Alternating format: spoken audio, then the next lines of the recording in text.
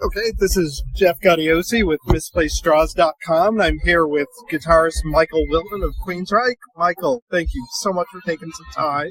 Thanks for having me. Yeah. Glad to be here. And first of all, congratulations on the new record. Out March 1st, The Verdict. What's been the initial reaction as you unfold all the new stuff on tour? Well, it's making a big splash. We're really happy with it. We just got word today in the German charts. It entered at number 6. Awesome. That's the highest we've ever been ranked in Queensryche history. Whoa. Congratulations. Let's go smoke cigars. Yeah, definitely. And I mean, it's a very heavy record, musically and lyrically. Mm-hmm. Did you set out to do that, or was it just kind of the headspace you guys were in at the time? It's kind of all the above. I mean, we're a band that tours all the time, and just our experiences in life, how we view things, whether it's in the media or whether it's just from personal experience, we tend to write about that, and we raise issues that are no more than question marks. We're not here on a soapbox, trying to push any which way as a platform. We just write about what's interesting. Yeah. There's plenty of bands, that want to write about fast cars and pretty girls and drinking beer, so they can do that, but we want to write thought-provoking lyrics. That was never you guys, which is, I think, one of the things that attracted me to your music in the first place.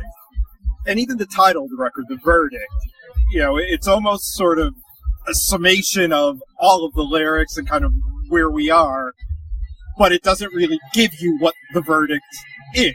Exactly, and that's kind of what it is. We don't want to spell things out for people. We want them to have their own feelings and viewpoints. When you look at the artwork, you see a red hooded character, and what's he doing? He's holding the scales of justice, and they're a little out of balance, so, and what's that behind him? It's a storm brewing.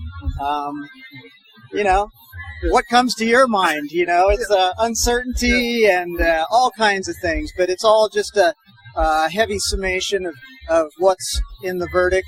And you flip the album cover over, and it's calm seas, so ponder that. And when it comes to the writing process now, over the last 3 records since Todd has come in, it's really been the band writing. How does that work? I mean, at this point now, is it best idea wins?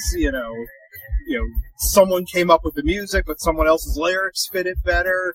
How do you guys work that now? Because it really is a band project. It is, and there's a lot of building up from the ground. And sometimes there's a lone riff or a part or even a lyric that you have to build. And what's great about being in a band is having all the different creative elements putting their spices into the idea, and not really knowing how it's going to turn out. But it's in the first place, you knew it's stick to the wall, right?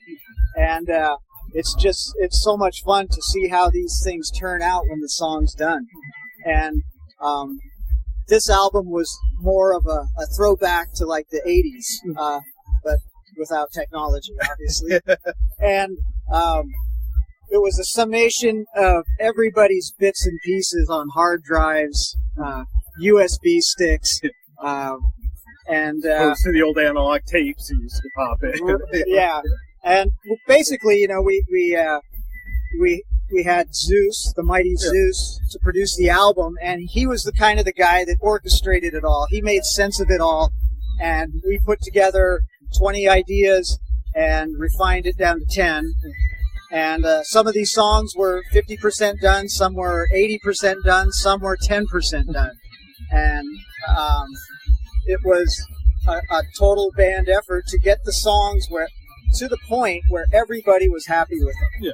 And a lot of thought went into these songs. There's lots of depth in them. There's lots of diversity, and there's lots of shall I say, hit you in the face moments. Mm-hmm. Very much so. And I think that's, that can be attributed to all the touring we're doing. We don't get a lot of love on FM radio anymore.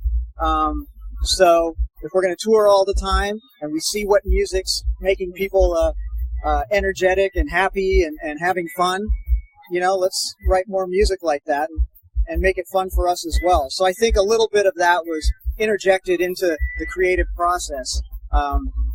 And just the fact that we know we're going to be playing them live now. So, okay. Is there a pressure that's off of you knowing you don't have to write for radio anymore? You're not, if something like Sirius or FM does pick it up, great, but it's more for the stage now? I'll tell you a story. Okay. When I was 20 years old and I was working at an electronics place in a warehouse that had a radio, I heard Queen of the Reich on the radio, and I told everybody in the warehouse that was me, and they didn't believe me. So, to actually write for radio, you got to just let it happen naturally, because you don't know what they want. You don't know what the fans want. You can't go into a crystal ball. So, all you can do is write what means a lot to you, and what inspires you. So,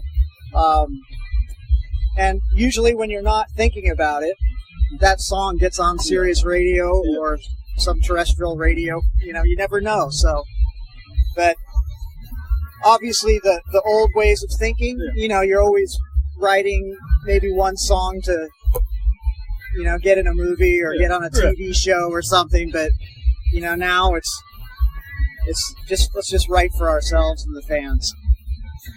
And when it comes time after the record to do the show, how do you, when you have to put the set list together and you're looking at, your body of work, the classic songs, are you looking at songs that sort of fit thematically, whether it's lyrically or musically, with the new stuff, or are you picking, let's just do greatest hits? What's the thought as you put that set list together? It's pretty tough, actually, because of our discography. And the fans want to hear the new music. So, with this tour this year, we're, splitting it basically 50%. So 50% new Queensryche, 50% legacy Queensryche. And, it's obviously there's the casual listener that wants to hear the hits, right? And then you got the hardcore fans that want to hear the new stuff. So it's a marriage of the two. If you take one out, we get crucified.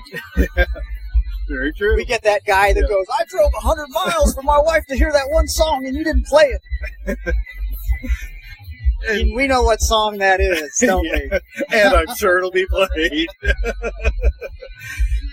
Have there been any of the, the legacy songs that you've sort of rediscovered over the past couple of years that maybe you didn't play as much in the past that now you're like, wow, this really fits? From Rage for Order, Screaming in Digital is a song that really fits with this Queensryche, and it just has an energy to it that really fits in the set list. And now, last year was 30th anniversary of Mindcrime. Next year's the 30th anniversary of Empire.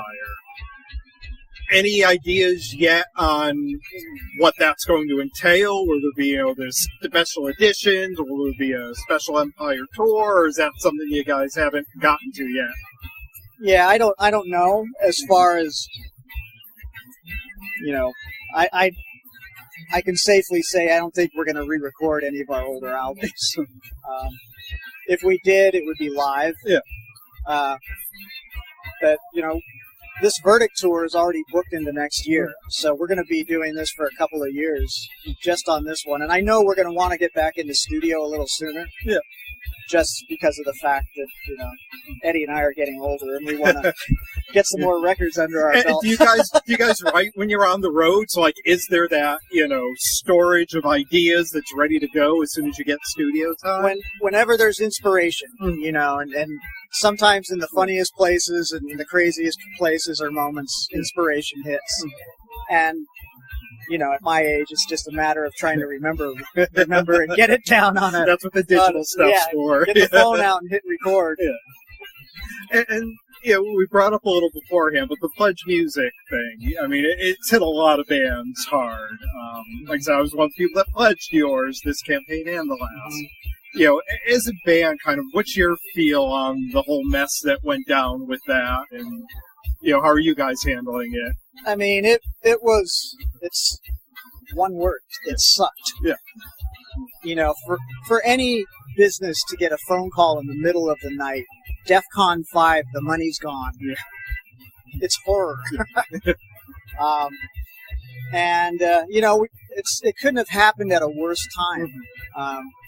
So, but every day it's in a different state of evolution, and some people are getting their money back, some people aren't, and it's a big mess. Yeah.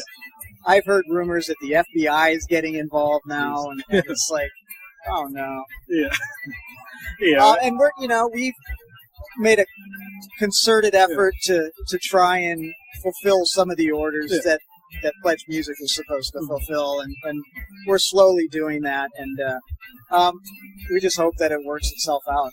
Yeah, and I think most of the fans are realizing that it has nothing to do with the band. You know, it wasn't the band's fault, it was the platform.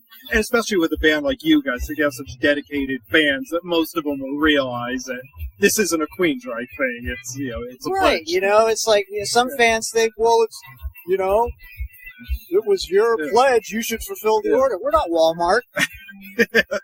You need that money to fulfill the order. Yeah, it's some people get it, some people don't, obviously. And I know this is something that you guys have had to talk about a lot lately, especially with the new record, but the whole issue with Scott. This tour, he's out. You have Casey, who does an amazing job with you guys. Is it something where, doors open? Should he decide to come back, or has he decided? Certainly. Yeah. The door is always open if he wants to come back. But that's his decision, and I can't speak for him. He's gone down a different path and doesn't want to tour right now, and we respect his privacy. And how fortunate do you feel that you have a singer that's a drummer? Yeah, he's kind of our Swiss Army knife of talent. That kind of works out well in a pinch. And it's a constant situation of adversity and road bumps, and it's just how well you manage yourself and go with, what the opportunities that are laid in front of you, and the solutions that are laid in front of you. And it's like you have to make decisions, which could go horribly wrong or horribly right, basically. Yeah. And so far, we're doing okay. That you are. And, just go back even further. I mean, do you guys still keep in touch with Chris at all, or is he... I do. He's, he's a high school buddy. So, beyond the band, he's... That friendship is still there. Yeah. We hang out all the time, and we golf together when we can. He's on the road more than we are, so traveling and being a pilot. But... yeah, he loves what we do. He loves Todd. He thinks we're doing a great job. Seal of approval. Yeah. And when you guys play now and you look out, who do you see? Do you see the fans from the original run that still come back? You start seeing some new faces and some younger faces out there, kind of a mix of both. It's quite a different audience now. Fans from, say, the last decade or the 2 decades ago may not be there anymore, just because their lives have changed and or for whatever reason, And now we have a lot of younger kids. We have a lot of the people that kind of gave up on Queensryche after the 90s, and they're coming back. We got people that are coming to the shows that are from the early 80s, that have been with us for the whole ride. And it's fun, sometimes after the show on the way to the bus, I get to talk to some people, and it's interesting to see, how far back they go. So, for me personally, I think the first time I saw you guys was opening for Metallica just as Mindcrime came out. Right. And I remember my brother saw you open for Rage on the Rage tour with Kiss, and I was a little too young to go, but I did catch it, on that Mindcrime run opening for Metallica. Yeah, I mean, we've been fortunate enough to play with so many different great bands in the 80s and the 90s. And even now, I know we've had some shows with Scorpions. Yeah. That's a band I grew up listening to, and it influenced a lot of the way I play. So, it's in this day and age, you got to jump at opportunities, and you can't be too choosy as to like what venues you're going to play or what offers come up, because there's a lot of bands out there and there's a lot of congestion and they're hungry to play. Yeah. So you got to be on your A game all the time.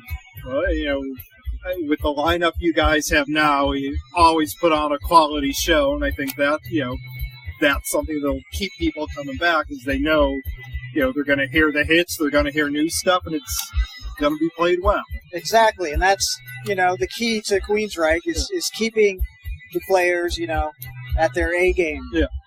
And the fans know that. That's why the young kids are coming to check us out, because we can play our instruments.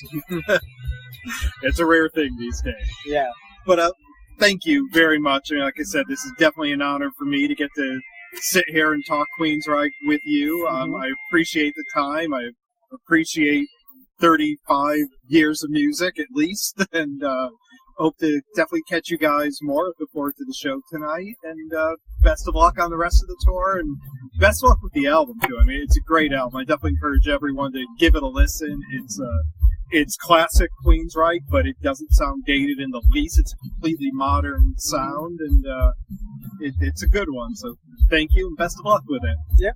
I thank you for the support of Queensryche, the support for live music, and just keeping it going. I mean, this is very important to a lot of people out there, and it's great that you can get the message to people that Queensryche is back and they can bring alive and well. Yeah. Thank you.